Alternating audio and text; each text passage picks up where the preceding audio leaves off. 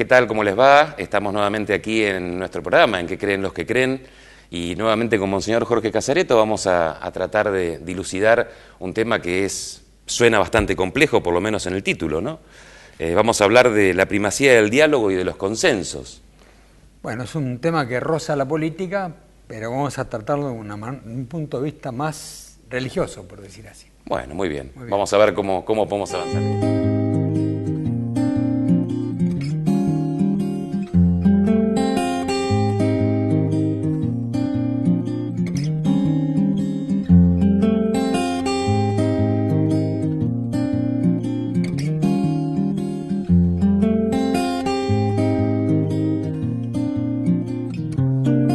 Bueno, muy bien. Y aquí estamos entonces con este tema que habíamos titulado, ¿no? Primacía del diálogo y de los consensos. Y usted bien decía recién que sonaba bastante más cerca de lo político de lo eclesial, ¿no? Pero parecería que no es tan así.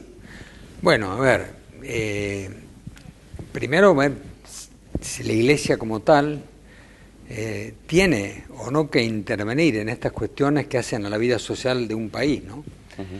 Justamente cuando yo doy charlas sobre la doctrina social de la Iglesia, fundamento en el Evangelio la preocupación de la Iglesia por el tema social, porque claro, Jesucristo vino a salvar al hombre integralmente. La salvación, si bien termina en la vida eterna, se va concretando en esta vida, y lo que la Iglesia quiere es que todos los hombres vivan en la dignidad de hijos de Dios. Por lo tanto, en un país como el nuestro, que tenemos un alto porcentaje de pobreza, una pobreza estructural, cuando hablamos de pobreza estructural estamos diciendo una pobreza dura, que no es fácil de cambiar, ¿no? Cuando nosotros éramos chicos, los pobres podían tener una movilidad social que ascendían con trabajo, con esfuerzo, ¿no? Hoy parecería ser que hay una cantidad de gente que nace, que va a vivir y que va a morir en estado de pobreza. Eso es lo que llama una pobreza estructural, ¿no? Sí, es entonces, de esto la Iglesia se tiene que ocupar. No solamente, porque muchas veces la Iglesia denuncia. No, la Iglesia lo que hace es hacer tomar conciencia a la sociedad de los problemas que existen. Es como una misión fundamental, la toma de conciencia. Y en segundo lugar, la Iglesia también realiza experiencias, como muy bien lo sabes vos, en Cáritas, que tienden a ser modélicas, ¿no? Seguramente vos, por ejemplo, explicanos qué pasa en un barrio cuando hay, por ejemplo, un centro de apoyo escolar. ¿Qué pasa? ¿Qué se hace? ¿Se hace simplemente una experiencia o se aplican sistemas que verdaderamente promueven a esos chicos para que tengan más dignidad? Sí, básicamente es esto, ¿no? Se preparan tareas y se configuran el tipo de tareas que se van a realizar conforme a las necesidades propias, a la identidad del barrio, respetando el modo de ser, el modo de relacionarse con el mundo y proponiendo siempre una idea superadora, ¿no? En el caso, por ejemplo, de los apoyos escolares, es que los chicos verdaderamente puedan alcanzar un nivel de educación de calidad. Son chicos que en general no tienen acceso a escuelas con mucho nivel académico. La mayoría van a escuelas públicas, sabemos lo que pasa en la escuela pública, los faltazos, los no faltazos, la huelga. Entonces, ¿cómo hacemos para que un chico tenga un nivel de educación de calidad más o menos aceptable? Bueno, somos complementarios. Lo bueno es que la Iglesia siempre va haciendo signo, ¿no? Y en este tiempo que venimos trabajando tanto con el Estado, nosotros aquí en la diócesis, por lo pronto, con el Estado provincial, siempre asumimos esta cuestión de ser complementarios y no reemplazar, ¿no? Pero termina siendo un modelo, sí, termina siendo un modelo, termina siendo claro, un signo. Porque además seguramente muchos chicos ya llegan al nivel escolar con una disminución, digamos así, en cuanto a capacitación, que no está contemplado en las currículas escolares habituales, ¿no es cierto? Hay que inventar juegos, diversiones, de modo tal que el sistema educativo adquiere otra tonalidad, que no solamente la tonalidad intelectual. Me imagino que es así, ¿no es cierto? Tal cual, hay toda una mirada de la educación popular que hoy se está teniendo, incluso a nivel diocesano. Hoy estamos trabajando la JUREC con Cáritas en todo este esta cuestión de la educación popular. ¿Qué es la JURE? Que la gente no sabe lo que es La JURE, que es la Junta Regional de Educación Católica, que es a donde se nuclean desde la diócesis todos los colegios católicos de este distrito, ¿no? Y ellos habitualmente trataban lo que era la educación formal, llamémosla así. Y la educación popular o no formal estaba en la órbita de los ámbitos de Cáritas. En los últimos años se fue trabajando cada vez más articuladamente y hoy la mirada de la educación popular, de la educación, la ex-educación no formal, está integrándose a la mirada de educación diocesana. ¿Por qué? Porque hay muchas experiencias que se viven en el ámbito de la educación popular que son totalmente asimilables y trasladables al ámbito de la educación formal y viceversa, ¿no? Siempre tratando de dar pasos y avanzar, como le decía antes, a una educación de mayor calidad y que brinde mayores oportunidades. Bueno, fíjate, hemos partido de un ejemplo. Vamos ahora al título del título, es necesidad de acuerdos, necesidad de consensos. Por ejemplo, la gente normalmente se queja del ámbito educativo, ¿no? Uno escucha mucho, los maestros se quejan porque no están bien remunerados, es decir, hablan de su derecho a la huelga, en fin, no vamos a entrar en esa discusión. Pero lo que es claro es que es un ámbito donde los argentinos tenemos que ponernos de acuerdo. Tal cual. Hay necesidad de un consenso para que haya una política educativa que verdaderamente sea eficiente y para que este chico que está tentado de caer en la droga, de caer en las adicciones, no tenga la droga a la puerta de su casa, ¿no es cierto? Entonces, un consenso educativo abarcaría todo un ámbito social, abarcaría toda la dimensión laboral, abarcaría toda la dimensión de lo que es la lucha contra el narcotráfico y el encarar seriamente el tema de las adicciones, implicaría también temas de seguridad. La educación, desde un ámbito solamente, se ve la necesidad de un acuerdo. ¿Y acuerdo por qué? Porque lamentablemente en la Argentina cada gobierno que llega inventa alguna cosa, ¿no es cierto? Y nunca terminamos de tener un horizonte donde decimos todos los argentinos encaremos, vamos hacia este objetivo, ¿no? Sí, no, parece que no pudiéramos pensar en el largo plazo ni en el mediano, ¿no? Siempre estamos con el cortoplacismo. Y usted planteaba el tema de los consensos y la realidad es que nos cuesta mucho poder pensar los 5, 6, 7 temas que serían los temas en los cuales nadie tendría que estar discutiendo. El tema de educación, el tema de salud, el tema de seguridad, el tema de la lucha contra el narcotráfico, el tema de la pobreza. Habrían temas que tendrían que ser comunes, que el ciudadano tenga la garantía de que cuando vota eso se va a tratar y hay un modo de tratarlo, con matices, pero que va a ser un tema prioritario, ¿no? Yo lo que pensaba mientras usted hablaba era ¿qué tenemos que ver nosotros con esto? Porque la gente después nos critica y nos dice, no, pero ustedes hablan de todo, la Iglesia habla de todo, se mete en todo. ¿Qué se espera de la Iglesia en este aporte a los consensos, en el aporte al diálogo? ¿En qué podemos aportar nosotros? Bueno, esto es un tema muy importante. Lo primero lo que acabamos de decir, de la Iglesia se puede esperar que genere una conciencia en la gente, ¿no? Una conciencia cívica, una conciencia social, una conciencia, por ejemplo, que todo el mundo tenga en cuenta que en la Argentina hay más de un 20% de pobreza, ¿no? Entonces, uno no puede vivir igual si sabe que hay un 20% de pobres que si no existe esa pobreza. Es decir, esa pobreza de la Argentina de alguna manera tiene que influir en la vida personal de cada persona. Uno no puede vivir de una manera, despilfarrando, no puede vivir de una manera frívola. Eso es crear conciencia, que tiene que ver con la vida de la gente. Por supuesto, la Iglesia de una manera directa tiene llegada a un porcentaje mínimo de gente, porque ¿cuánta gente viene a misa los domingos, no es cierto? Pero a través de nuestras declaraciones, a través de estos programas, a través de todo lo que hacemos, vamos generando conciencia. Es lo primero que podemos hacer. Lo segundo, esto me lo planteaban el otro día, bueno, pero la Iglesia, por ejemplo, ¿estaría dispuesta a volver a generar un diálogo entre los argentinos, entre los políticos? Y yo contesto, ahora estamos concretamente en final de año, en el año 2014, en el que viene a ser un año electoral. Entonces, en un año electoral, los partidos políticos necesariamente tienen que distinguirse. Porque si todos dijeran, bueno, vamos a ponernos todos de acuerdo, no habría partidos políticos. Tal cual. Entonces, el año que viene va a ser un año electoral, cada partido tiene que presentar sus proyectos, ojalá no sea solamente un tema de personas y de mostrar, sino que sea un tema de contenidos, ¿no? De proyectos, y cada uno tiene, pero yo a todos los políticos, gracias a Dios, ¿no? La Iglesia tiene buen diálogo con los políticos en la Argentina. Ahora el efecto Francisco también ha tenido que ver bastante en esto, ¿no? Y tiene bastante buen diálogo.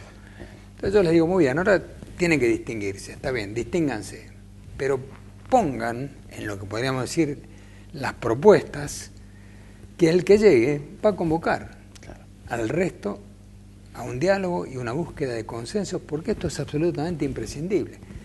Y yo creo que en el sentido popular, es decir, en la conciencia colectiva de la gente, esta necesidad está. A mí muchas veces me dicen, bueno, pero eso son palabras. Me parece que en este momento esto ha caído en la conciencia colectiva de los argentinos. Bueno, estamos como cansados, ¿no? De enfrentarnos, de mirar nada más que el defecto del otro. Estamos con un deseo de que, bueno, todos nos pongamos de acuerdo en algunas cosas que son esenciales y fundamentales, ¿no? Y esto es justamente lo que tiene que ver con la necesidad del diálogo y los consensos. Nosotros lo vinimos diciendo cuando estábamos preparando el Bicentenario en la Argentina. Yo siempre hago alusión a ese documento, noviembre de 2008. Si la gente vuelve a tomar ese documento, se va a encontrar que los obispos fuimos muy claros y decíamos un bicentenario de acuerdos, de diálogo, de consensos. No hemos cumplido, los argentinos no hemos cumplido, todavía el bicentenario termina en el año 16, puede ser, ¿no es cierto?, que se llegue. El año que viene tenemos el Congreso Eucarístico, es una gran oportunidad el Congreso Eucarístico. En el segundo bloque vamos a hablar un poquito de esto. Sí. Es una gran oportunidad, no solamente justamente en torno a la Eucaristía, que es el sacramento de la comunión, de convocar a los argentinos a que nos pongamos de acuerdo, que tengamos realmente un gesto de comunión nacional, poniéndonos de acuerdo en algunos principios y algunos temas que son fundamentales, ¿no? Sí. Por ahí va esta necesidad de los diálogos y los consensos. Pero antes de empezar el programa, cuando estamos hablando afuera, vos estabas hablando de un sustento ético, ¿no es cierto? Claro, porque usted hablaba recién de la conciencia. Y está bien, yo creo que todos tenemos una conciencia más o menos formada, ¿no? Pero si uno hace una encuesta en la calle, por ejemplo, y plantea si es suficiente no hacer el mal, supongamos que uno sale a hacer una encuesta rara, ¿no? Entonces agarra a las personas por la calle y le dice, che, ¿es suficiente no hacer el mal? El 90% de la gente le va a decir que sí. Que no hacer el mal es el piso básico, es lo elemental, y que está muy bien. Si yo no hago el mal, si yo no daño a nadie, estoy teniendo una vida por lo menos correcta. Y nuestra propuesta es otra, porque nuestra propuesta es redoblar la apuesta, y Jesús nos invita no solo a no hacer el mal, sino a hacer el bien. Y esto es una diferencia muy grande. Y dentro de ese marco hay un sustento ético que hace que mis acciones no se puedan limitar a no ser punibles. Está bien. Bueno, este es un tema fuerte, lo seguimos en el segundo bloque. Dale.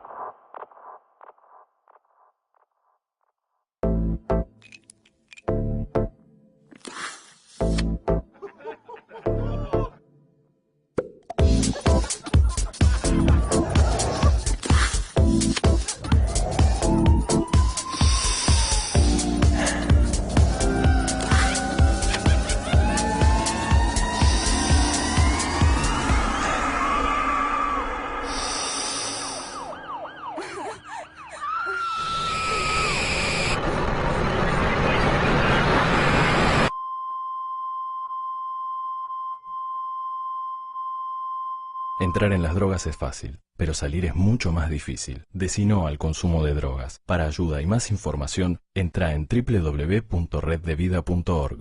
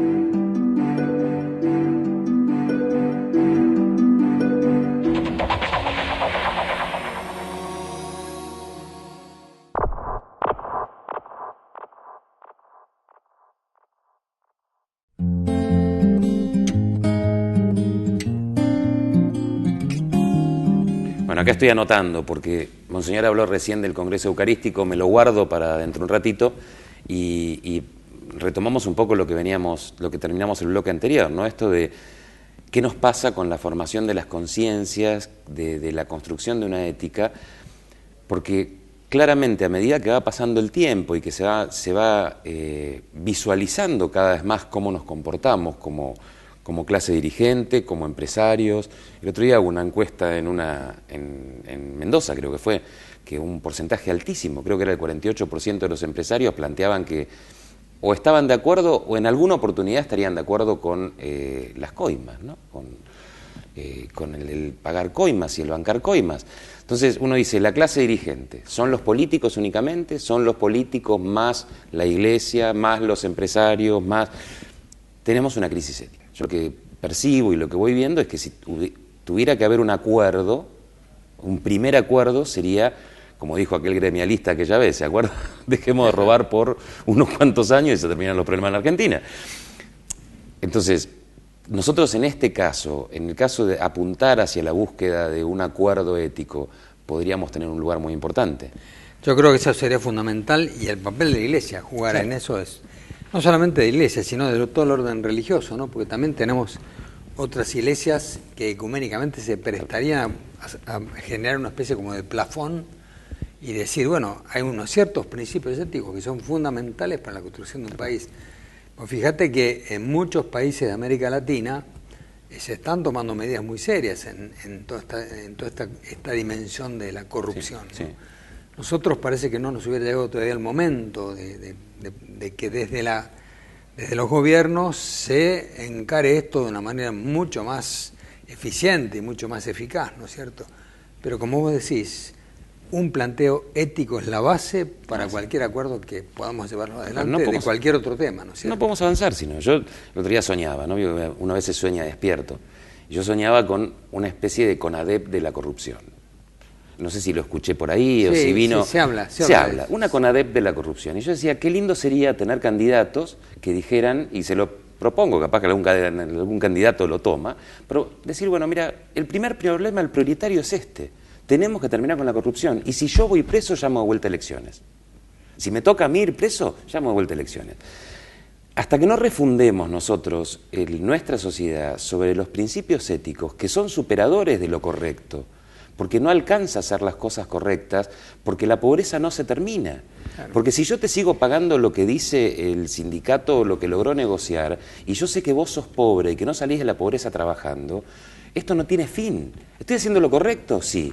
¿Estoy haciendo el bien? Y no sé hasta qué punto estoy haciendo el bien. Ahora, no tenemos la capacidad de cuestionarnos estas cosas, ¿no? Y entonces, ¿cuál es el principio? Y bueno, tratar de reconstruir una base ética, terminar con la corrupción. Terminar con la corrupción. Caigamos los que caigamos. Estaría bárbaro que todos los que hacemos algo que no es correcto terminemos pagando lo que hicimos, porque es lo que le debemos a la sociedad, y refundando a partir de ese momento un nuevo modelo de país. Porque así no se puede, no hay nada que pueda florecer plantado en esta tierra, me parece, en este contexto, ¿no? Está bien. Bueno, yo te decía justamente que el Congreso Eucarístico en el año 2016 vamos a tener en Tucumán. Nosotros pensamos así, ¿no? Cerrar el Bicentenario con un Congreso Eucarístico. Fundamentalmente un Congreso Eucarístico es volver a poner la Eucaristía en la Iglesia, en los que creemos, los que tenemos fe, en el centro de nuestra vida, y la Eucaristía es el sacramento de la comunión. Por lo tanto, puede ser una oportunidad para que la Iglesia deje un mensaje muy claro. Vamos a estar ya con un nuevo gobierno en el año 2016, que quede muy claro que de la Eucaristía se desprende una cantidad de consecuencias éticas que hacen no solamente a lo personal, sino también a lo social, ¿no? Porque ahí Jesucristo murió y resucitó para perdonar los pecados y para que nos convirtamos. Es decir, el perdón de los pecados está en correspondencia con la conversión. Uno se convierte y Dios lo perdona, ¿no? Bueno, yo comprendo que son términos muy religiosos para trasladarlos a una dimensión cívica, pero el llamado de una gran conversión de los argentinos, y que esa conversión tenga como consecuencia un cambio de vida cívica y de vida social, digo, la Eucaristía, una vez más, puede ser como una oportunidad. Con eso puede ser una gran oportunidad para esto, ¿no? Tal cual. Usted mencionó una palabra fuerte y muy importante que es comunión, que habitualmente comunión nosotros en la Iglesia la usamos como sinónimo de Eucaristía y nos olvidamos de lo que es la comunión, de lo que es desde el punto de vista de la entrega recíproca, ¿no? Del poner las cosas en común. Y también mencionó algo que me parece que es muy importante para revisar y para hacer como propuesta a nosotros de determinados espacios de la Iglesia. El otro día leíamos este evangelio en el cual le preguntan a Jesús, bueno, ¿y cuándo no lo hice con vos, no? Y Jesús le contesta, cuando viste al más pequeño de mis hermanos sufriendo esto y no hiciste, me lo estuviste haciendo a mí también, ¿no? A ver, el cristiano está llamado a dar ese paso que es superador. Desde el punto de vista personal, desde el punto de vista de sociedad, desde el punto de vista de dirigencia, nosotros estamos llamados a hacer un poco más. Y ese hacer un poco más implica conservar un poco menos. Implica el compartir, implica el entrar en comunión. Cuando yo me preocupo por vos, cuando yo me preocupo por tu situación de vida, postergo cosas de la mía.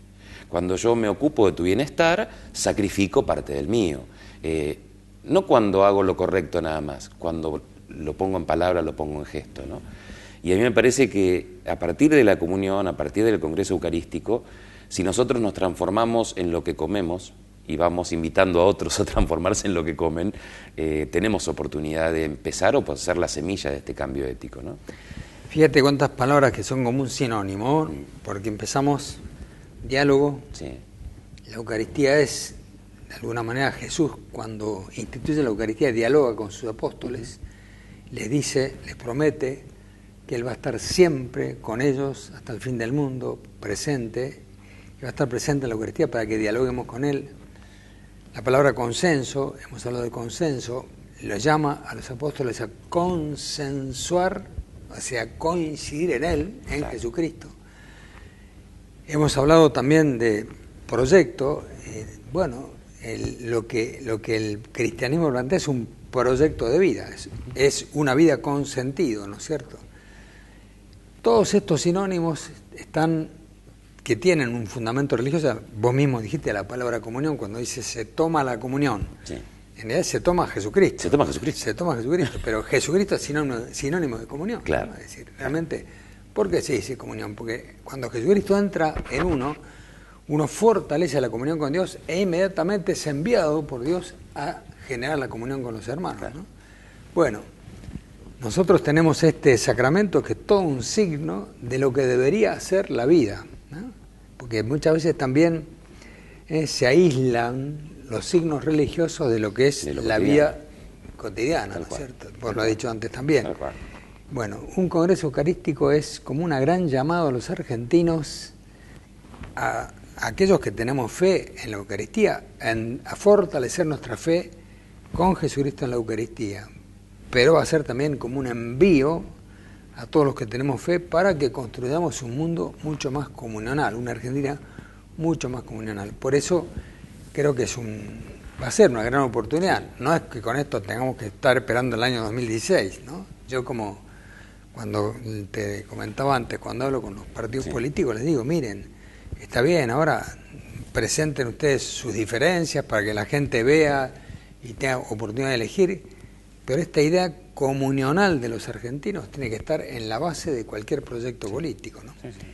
Y también la Eucaristía es un signo de reconciliación, que es otro gran tema de la Iglesia. Claro. Yo te diría esto, mirá, porque hemos empezado el programa hablando de un ejemplo de los pobres, ¿no es cierto? Un ejemplo que tiene que ver con los pobres. Si uno se pone a pensar cuáles son las grandes predicaciones de los documentos eclesiales de estos 25, 30 años últimos, la opción preferencial por los pobres y la reconciliación de los argentinos. Creo que ahí se resume las grandes líneas pastorales que han sido, de alguna manera, líneas que nosotros creemos que el Espíritu le ha inspirado a la Iglesia. Ahora, evidentemente, esto son como los lineamientos. Después la Iglesia trata de buscar el encuentro, la reconciliación, no siempre se logra. Y además, cuando hablamos de la palabra reconciliación, generalmente la gente vuelve a la década del 70, Sí, ¿no es cierto? sí.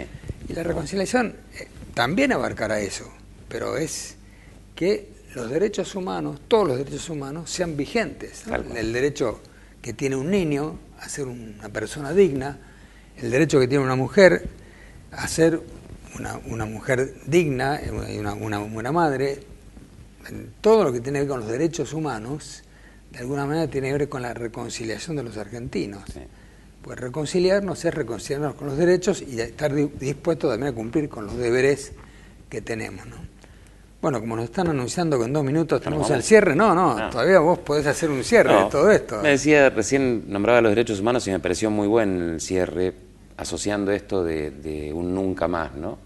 De lo que fue en ese momento los argentinos sentados, de distintos lugares, de distintas extracciones, sentados tratando de que algo que había sucedido, que había herido tanto, termine. Claro. Y lo lograron. La verdad que en un punto importante lo lograron. Y es cierto que todo lo que tenemos por delante y que la corrupción es un nuevo modo de triturar los derechos humanos, ¿no? Sería muy interesante que pudiéramos volver a una mesa del diálogo, volver a algo, pero que no sea discursivo, sino absolutamente concreto y efectivo, ¿no? Está bien. Un signo importante que diga, bueno, de esto nunca más. Bueno, es una buena expresión para terminar el programa, expresión de deseo. Expresión de deseo. Muy bien. Bueno, gracias.